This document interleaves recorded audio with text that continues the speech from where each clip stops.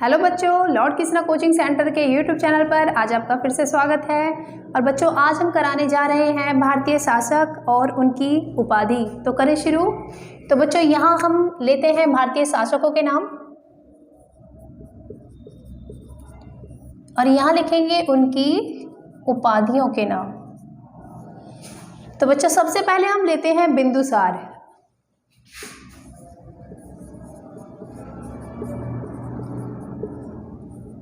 तो बच्चों, बिंदुसार की जो उपाधि थी वो कौन सी थी?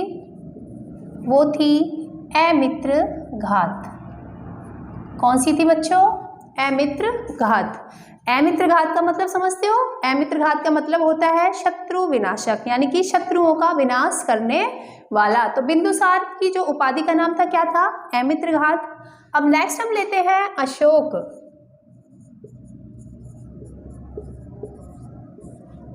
अशोक की थी बच्चों देवनाम प्रिय। अशोक की जो उपाधि थी वो कौन सी थी? देवनाम प्रिय या प्रियदर्शी। तो बच्चों, इनकी थी दो उपाधि, देवनाम प्रिय या ऑप्शन में मिलेगा आपको प्रियदर्शी। तो बच्चों, कैसे याद रखेंगे हम? अशोक, अशोक यानी कि बिना शोक। देखो, शोक कब नहीं होगा? जब आप देव नाम यानी कि देव का नाम लोगे। तो बच्चों, आप इसे कैसे याद रख सकते हो? अशोक। शोक कब नहीं होगा किसी भी व्यक्ति को? जब वो भगवान का नाम लेगा यानी कि देव का नाम लेगा। तो याद रखना है बच्चों, अशोक की जो उपाधि है वो कौन सी है? देवनाम प्रिय। अब नेक्स्ट हम लेते हैं समुद्रगुप्त।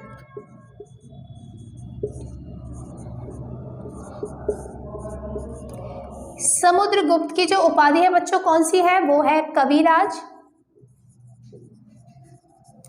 और दूसरी है भारत का नेपोलियन।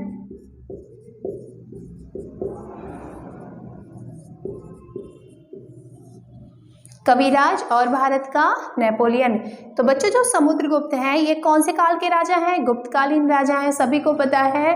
तो जो ये है ना भारत का नेपोलियन, ये तो बहुत ज़्यादा इम्पोर्टेंट है। एक तो ये उपाधि में भी पूछा जा सकता है और एक ये उपनाम में भी पूछा जा सकता है। उपनाम मैं आपको करवा भी चुकी हूँ, भारतीय शासकों के उपनाम।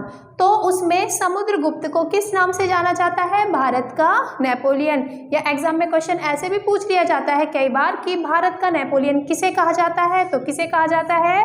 समुद्रगुप्त के, जो कि क्या है? कवियों के राजा हैं। आप ऐसे भी याद रख सकते हो इसे, कविराज। उनकी उपाधि का नाम क्या है? कविराज। अब नेक्स्ट हम लेते हैं चंद्रगुप्त प्रथम।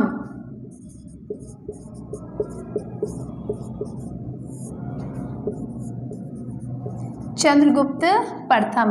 तो बच्चों, इनकी जो उपाधि है वो कौन सी है? महाराजा धीराज।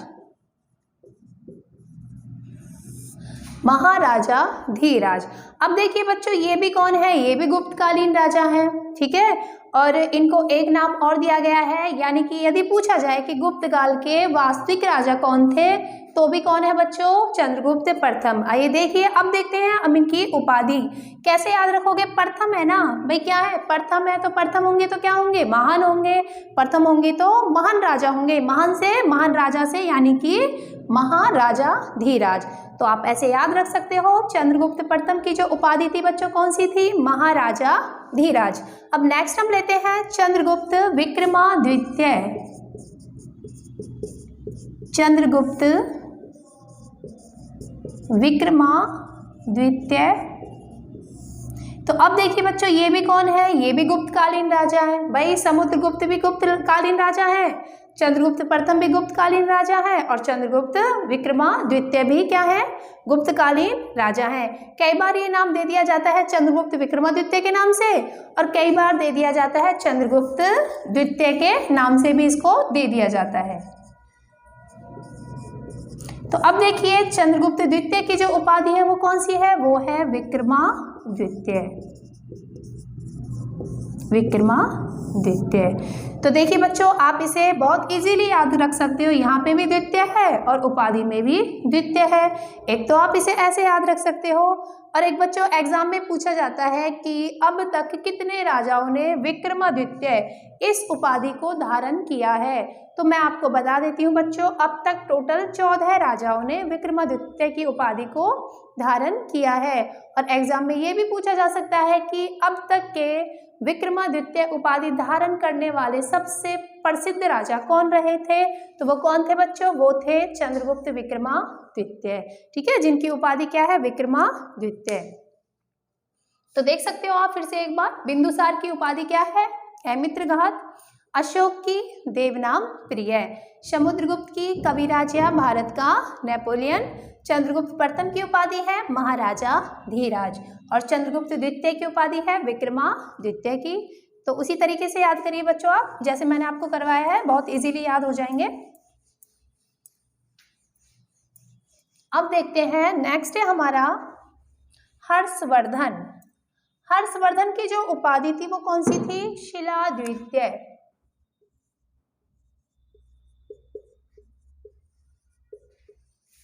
हर्षवर्धन की उपाधि का नाम है बच्चों शिलाद्वितीय। अब देखेंगे हर्षवर्धन कौन से वंश के राजा रहे थे। हर्षवर्धन ये थे वर्धन वंश के राजा, और वर्धन वंश का जो दूसरा नाम है वो बच्चों क्या है, पुष्यभूति वंश। तो हर्षवर्धन कौन थे, महान थे, ठीक है। इनके जो पिता थे प्रभाकर वर्धन, वो थे उस वंश के वास्तविक राजा। क्या किया था, क्या विशेषता थी इनकी बच्चों, देखो जो हर्षवर्धन जो राजा रहे थे वो बहुत ही कम आयु में गद्दी पर बैठ गए थे, यानी कि 16 वर्ष की आयु में ही गद्दी पर बैठ गए थे। तो शिलाद्वितीय, शिला का अर्थ समझते हो, पत्थर होता है ना।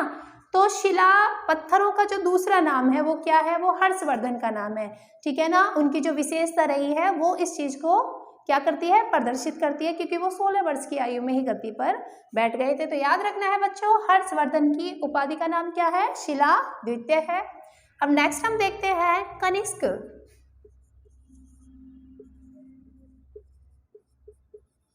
कनिष्क, कनिष्क की जो उपाधि है बच्चों क्या है, देवपुत्र। क्या है, देवपुत्र। तो कनिष्क यानी कि देवों के पुत्र कौन है, कनिष्क। आप इसे ऐसे भी याद रख सकते हो। नेक्स्ट है कुतुबुद्दीन ऐबक।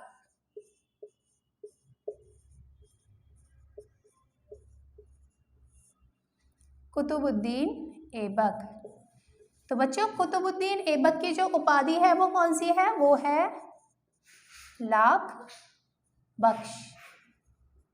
लाख बख्श या मलिक, दो उपाधि हैं इनकी, लाख बख्श या मलिक। अब देखिए बच्चों कुतुबुद्दीन ऐबक कौन थे, ये थे गुलाम वंश के संस्थापक। ये बहुत ही अच्छे राजा थे। और लाख बख्श का मतलब समझते हो बच्चों, लाख बख्श का मतलब होता है लाखों लोगों को दान देने वाला। तो ये कौन थे, ये थे जो मोहम्मद गौरी था, उनके क्या थे, ये गुलाम सेनापति थे। तो मोहम्मद गौरी क्या करते हैं, अंत के दर्जे वो अपना सारा कुछ जितना भी उन्होंने जीता था पृथ्वीराज चौहान से, राजा जयचंद से, तो वो अपना सारा साम्राज्य किसको देकर जाते हैं, अपने सेनापति को। रीजन क्या है, क्योंकि मोहम्मद गौरी जो थे उनको कोई भी औलाद नहीं थी। तो ये जो थे वो क्या है, बहुत अच्छे राजा थे, ठीक है ना, बहुत अच्छे राजा थे, इसीलिए तो वो अपना सारा कुछ दे के गए थे इनको, ठीक है। तो ये क्या करते थे, लाख बख्श थे, यानी लाखों लोगों को दान देते थे। तो आप इसे ऐसे भी याद रख सकते हो।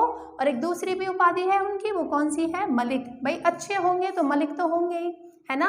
तो नेक्स्ट है हमारा, नेक्स्ट है शिवाजी। तो शिवाजी की जो उपाधि है बच्चों वो है छत्रपति। शिवाजी की उपाधि छत्रपति, शिवाजी की उपाधि छत्रपति। नेक्स्ट है बालाजी बाजीराव।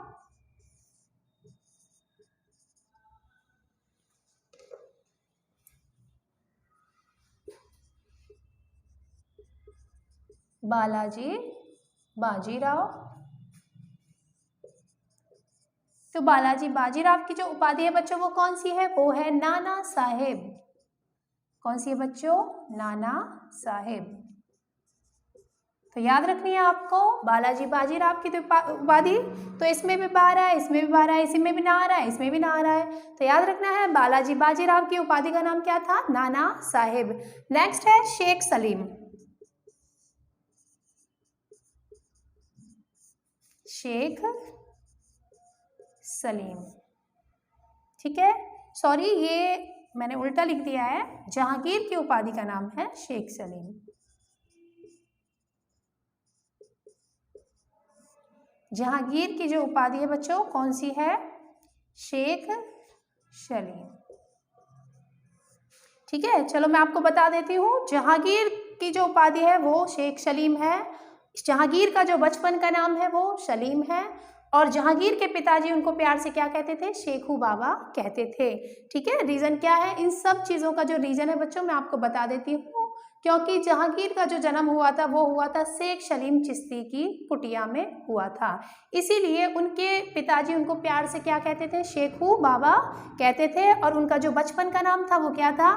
सलीम। और उनकी जो उपाधि है वो है शेख सलीम। तो इसको आप इजीली याद रख सकते हो। अब नेक्स्ट हम देखते हैं, नेक्स्ट है हमारे औरंगजेब। तो बच्चों औरंगजेब की जो उपाधि का नाम है वो क्या है?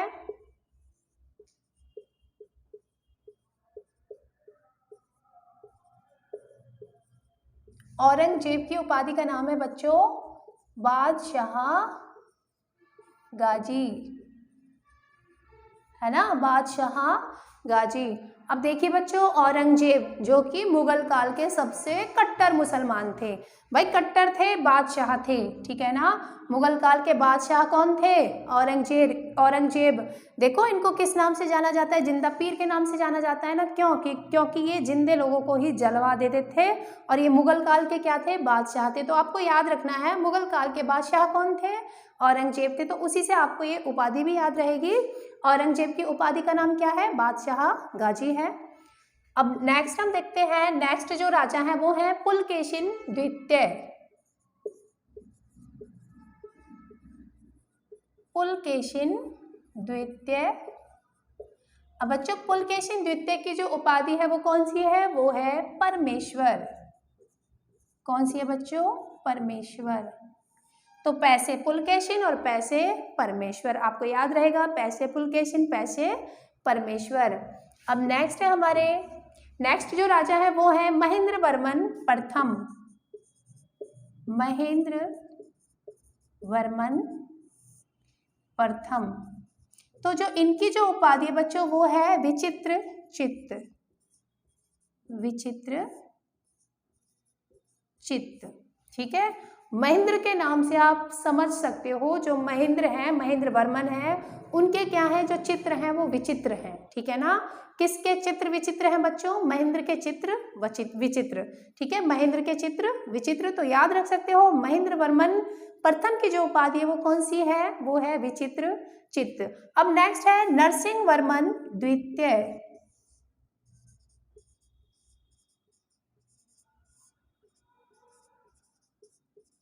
नरसिंह वर्मन द्वितीय। तो बच्चों नरसिंह वर्मन द्वितीय की जो उपाधि है वो कौन सी है? वो है वातापी कौंड। वातापी कौंड और महामल्ल। वातापी कौंड और महामल्ल। तो महामल्ल कौन थे? नरसिंह जी। सिंह आ रहा है ना, शेर आ रहा है तो मल्ल है, ठीक है। वातापी कौंड और महामल्ल। अब जो लास्ट है वो है बाबर, ठीक है। और बाबर की जो उपाधि है बच्चों कौन सी है? कलंदर, ठीक है। और मैं आपको साथ के साथ ये भी बता देती हूँ बाबर को ये उपाधि किसके कारण मिली थी? इनकी उदारता के कारण। उदारता का मतलब समझते हो? दिलखुश आदमी, ठीक है, बहुत ही उदार दिल वाला, ठीक है ना, अच्छे दिल वाला राजा।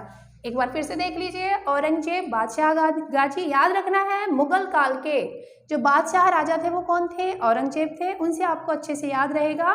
औरंगजेब की उपाधि का नाम बादशाह गाजी। पुलकेशिन द्वितीय परमेश्वर। पुलकेशिन द्वितीय परमेश्वर। महेंद्र वर्मन प्रथम, महेंद्र के विचित्र यानी कि विचित्र चित्त। नरसिंह वर्मन द्वितीय, सिंह है ना, शेर है, वातापी कौंड और मल्ल यानी कि महामल्ल। और बाबर है, उनकी जो उपाधि है बच्चों वो है कलंदर। तो ये थे हमारे भारतीय शासक और उनकी उपाधि। धन्यवाद।